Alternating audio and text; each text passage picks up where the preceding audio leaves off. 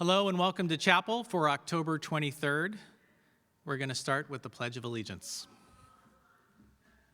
I pledge allegiance to the flag of the United States of America and to the republic for which it stands, one nation, under God, indivisible, with liberty and justice for all. To begin today's chapel, we're going to recognize our birthdays. Coming up on Saturday, the 24th of October, 6th grader Gabriella Frizz. Happy birthday. On Sunday, the 25th of October, another 6th grader, Brady Herzog. Happy birthday to Brady. And on Thursday, the 29th of October, my friend, Director of Finance, Mr. McConnell, happy birthday to you. And now let's sing. Take it away, Mrs. O.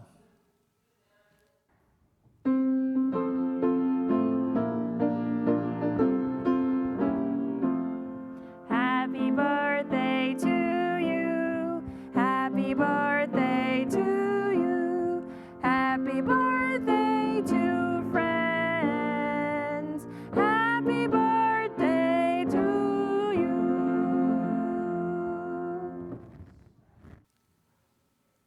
Now it's time for a few announcements.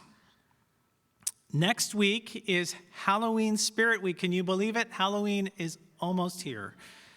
There's lots of special things going on, and check your schoolhouse news for those details. It'll be a week of festivities.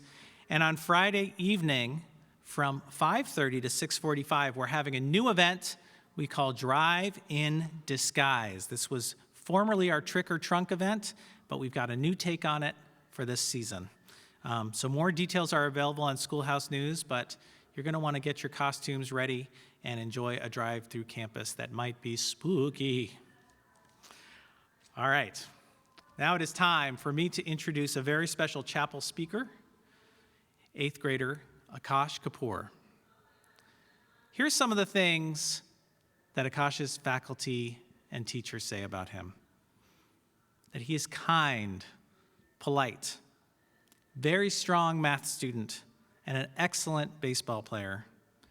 This is a young man who strives to go above and beyond and is a good friend to everyone. Please join me in welcoming, for his 8th grade speech, Akash. Thank you, Mr. McManus, for that warm introduction. Good morning, students, faculty, and parents. Which one are you, a carrot, an egg, or a coffee bean? You must be wondering what I am asking here. Rest assured, it is not a cooking show. Let me tell you a short story, and I am confident that it will resonate with you. A young woman named Anna shared with her mother the difficulties that she was facing. She mentioned that she was on the verge of giving up. I am tired of fighting and struggling, she said. Problems just don't seem to end. It seems like when one problem gets solved, a new one comes up. Her mother took Anna to the kitchen. She then filled 3 pots with water. The mom added eggs, carrots, and coffee beans in separate pots. She then set the pots on a hot stove. She let them sit and boil without saying a word. After 20 minutes of boiling and letting them sit aside, she fished out the carrots and placed them in a bowl. She pulled out the eggs and placed them in a bowl. Then lastly, she poured the coffee into a cup. Turning to Anna, she asked, "Tell me what you see." "Carrots, eggs, and coffee," Anna replied.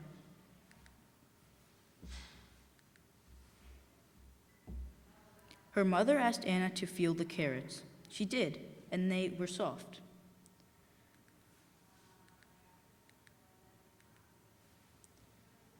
Then the mother asked her to take the egg and peel it. After peeling off the shell, Anna observed the hard-boiled egg. Finally, the mother asked the daughter to sip the coffee. She did. The daughter smiled and tasted its rich aroma. Then the daughter asked, "What does it mean, Mother?" Her mother explained that each of these objects had faced the same adversity, boiling water, or in our case, tough circumstances. However, each reacted differently. The carrot softened and became weak. The insides of the egg hardened. However, the coffee beans were unique. They had changed the water. "Now, which one are you, Anna?" she asked. "Now, Montgomery family, I will ask you the same question. When adversity knocks on your door, how will you respond? Will you become soft like a carrot, hard like an egg, or be resilient like coffee?" You must be curious to know what the term resilience means.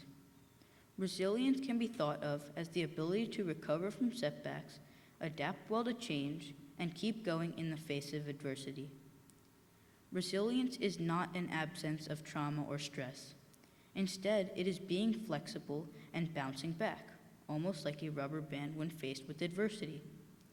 When you fail, it is not the end of the world. So we need to treat setbacks and successes as positive learning experiences. We have to focus on how we can improve on doing better next time instead of the failure. Everyone in the world has setbacks, and they have faced challenges and obstacles in their journey. Resilience is a learned ability that can be built and developed by anyone through their experiences. Many of you might recall from language arts class how Jack London became resilient through his experiences of the Klondike Gold Rush. Even geniuses, including Albert Einstein and Thomas Edison, have faced adversities. When a reporter asked Edison, "How did it feel to fail 1,000 times?" Edison replied, "I didn't fail 1,000 times. I've just discovered 1,000 ways that don't work." The light bulb was an invention with 1,000 steps. Great success is built on failure, frustration, and even catastrophe. Now I'm going to show a quick video on what resilience means.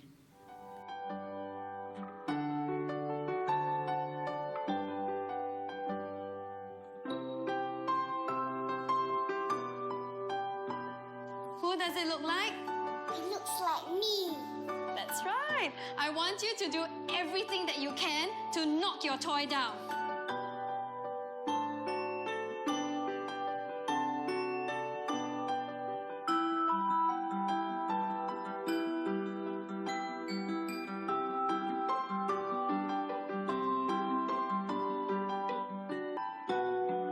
Okay, children, who can tell me what it means to have resilience? Yes, Paige? Resilience means if you make the toy fall down, it'll come back up very, very fast. Very nice. A personal example of what resilience means is during one of my baseball games, I was injured, and this setback badly shook my confidence. I was even afraid to face the pitchers for a while. It impacted my game, and I could have felt sorry for myself and quit the game. However, I decided to persevere and stay on. With the help of my coach, I recalibrated, refocused, and re-engaged. Just like the way the diamond has to go through immense heat, pressure, extreme conditions, and has to be cut to shine like it does. I understand that the only way I can bounce back through hardships is being resilient and having a positive mindset. Once I bounced back, I got out of my batting slump and started to play my natural game again. I truly believe that you have failed only when you have stopped trying. Resilient people build bridges from present-day hardships to be a fuller, better constructed future. Now I'm going to show you what resilience means to the Montgomery family. Hi, Akash. Thanks for asking me to contribute. Resilience is pushing through when things get hard. When we're resilient, we know that even if we don't get it right the first time, there's always a way to learn and to improve. To me, resilience means not giving up in times of adversity.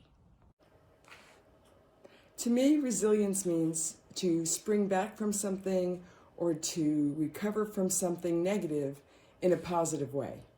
To me, resilience means to be able to bounce back and to get over any obstacles in your way. What is resilience? I think it is the ability to keep moving forward when the going gets tough, to face up to your challenges with innovation and invention, and to never give up. I think resilience is the will to keep going after a setback or a failure. Resilience is a quality that allows us to persevere through hardship, to stick to something, to try something over and over again, and even if you fail, to get back up and keep on trying. Resilience to me means being flexible with what you're working with and staying on top of things. Resilience. What a great word, Akash. We have all at Montgomery School practiced resilience these past couple of months during remote learning. To me, resilience means life throws something unexpected your way, like a global pandemic, and how you choose to respond to that unexpected challenge determines your resilience. Are you going to fail and stumble and give up and think, oh well, that's the best that I can do?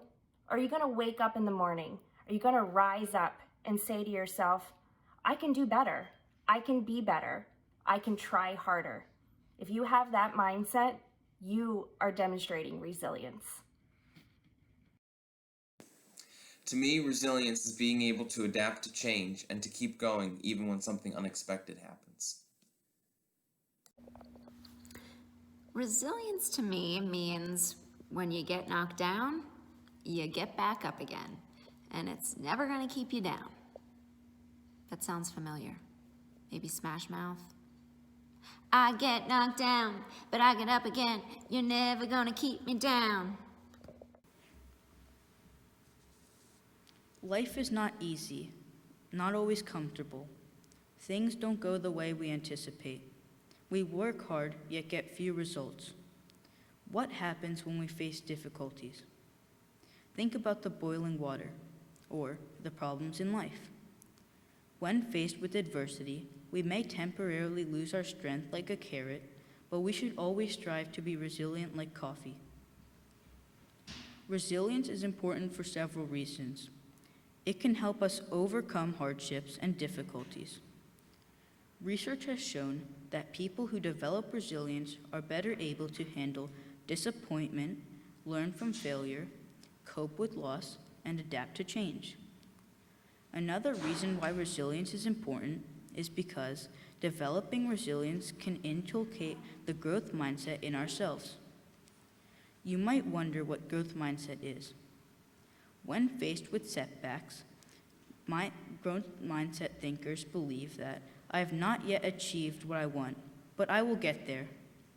Instead of having a fixed mindset and thinking, I don't have it in me, and I will just give up. Resilience is like a seesaw or a balance scale, where negative experiences tip the scale toward bad outcomes, whereas the positive experiences tip the scale to positive outcomes. Developing a resilient mindset is more critical in today's time. The pandemic outbreak has caused unexpected stress and adversity for so many people. There are very difficult times where people have lost loved ones and even faced financial setbacks. During such times, emotional resilience can be like our internal compass, guiding us go through and overcoming this hardship.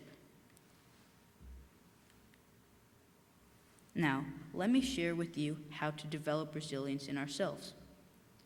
Getting connected, building a strong and positive relationships with loved ones and friends can help you provide with the need and support to accept in good and bad times.